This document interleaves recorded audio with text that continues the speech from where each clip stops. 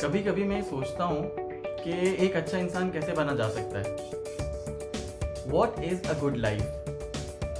अब मुझे ऐसा लगता था ये बड़ा बेमायने सा सवाल है, मगर जब मैंने इसके बारे में थोड़ा सा पढ़ा, स्टडी करी, तो मुझे पता चला कि बड़े बड़े फिलोसोफर यानी एरिस्टोटल, प्लेटो, इवन अल्लामा इकबाल, इन लोगों ने भी इसके बारे में रिसर्च करी, इसके बारे में काम करा और अपनी ज़िंदगी का एक बहुत बड़ा अरसा इसके ऊपर लगाया कि इस सवाल का जवाब क्या है।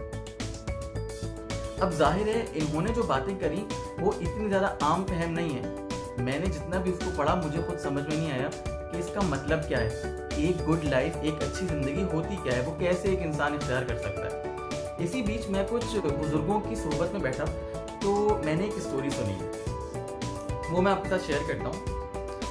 एक छोटा सा बच्चा होता है और वो अपनी दादी के पास जाता है और उनसे कहता है कि दादी, मेरे दादा का तो मेरी पैदाइश से पहले ही इंतकाल हो गया था, मैं उनके बारे में कुछ नहीं जानता, क्या आप मुझे बता सकते हैं मेरे दादा कैसे थे। तो जो दादी होती हैं वो बताती है कि बेटा, तुम्हारे दादा बहुत बहादुर आदमी थे, तुम्हारे दादा एक बहुत ईमानदार और मेहनतकश आदमी थे, तुम्हारे दादा ने बहुत सारे लोगों की मदद करी और इस दुनिया में अपनी पहचान बनाई। बच्चे को दादी ने ये स्टोरी सुनाई और बच्चा ये सुनकर इतना ज़्यादा इंस्पायर हुआ कि उसने अपनी दादी से कहा, दादी मैं भी अपने दादा के जैसा बनना चाहता हूँ। अब यहाँ पर स्टोरी तो ख़त्म हो गई, मगर इस स्टोरी के ख़त्म होने के बाद मेरे सवाल का जवाब शुरू होता है कि एक अच्छी ज़िंदगी क्या होती है। मैं और आप आज इस दुनिया में हैं, हम जिन लोगों से भी इंटरेक्ट करते हैं, जिनसे भी मिलते हैं, वो लोग हमारी पहचान या हमारी कहानी अपने जहनों और दिलों में महफूज करते रहते हैं। कुछ अरसे बाद जब मैं और आप इस दुनिया में नहीं होंगे ना, तो जो कहानियाँ इन लोगों के जहनों में या दिलों में कैद हुई हैं वो सुनाई जाएंगी। तो हमारी क्या कहानी सुनाई जाती है हमारे इस दुनिया से जाने के बाद, ये हमारे अपने हाथ में।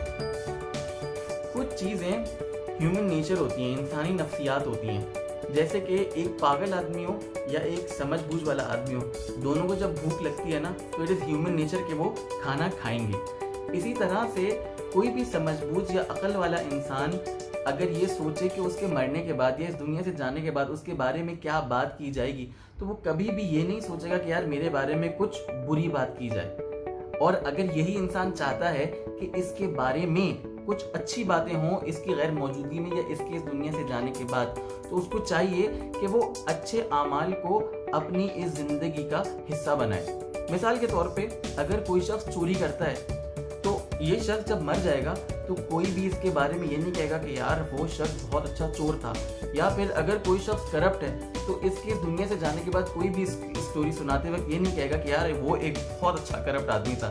या फिर अगर कोई शख्स भीख मांगता है, लोगों से मदद मांगता है, तो उसके मरने के बाद कोई भी ये स्टोरी नहीं सुनाएगा कि यार वो बहुत अच्छे तरीके से भीख मांगा करता था। अगर मैं चाहता हूँ कि मेरी इस दुनिया से जाने के बाद मेरे बारे में अच्छी कहानी सुनाई जाए, तो आज से मुझे इस लायक बनना है कि वो जो कहानी मेरी प्रिपेयर हो रही है वो अच्छे अल्फाज में हो।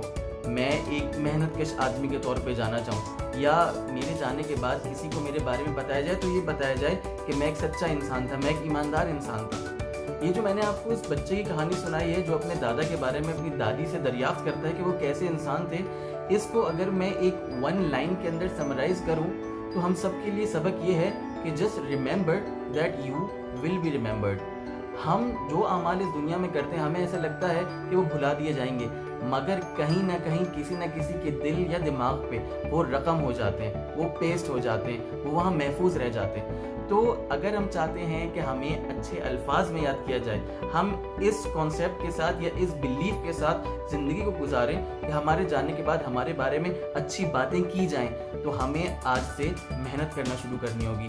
हमें आज से अपना किरदार, अपना अमल इस लायक बनाना होगा कि जब हम कल यहाँ पे ना हों, हमारे बारे में अच्छी बातें की जाएं।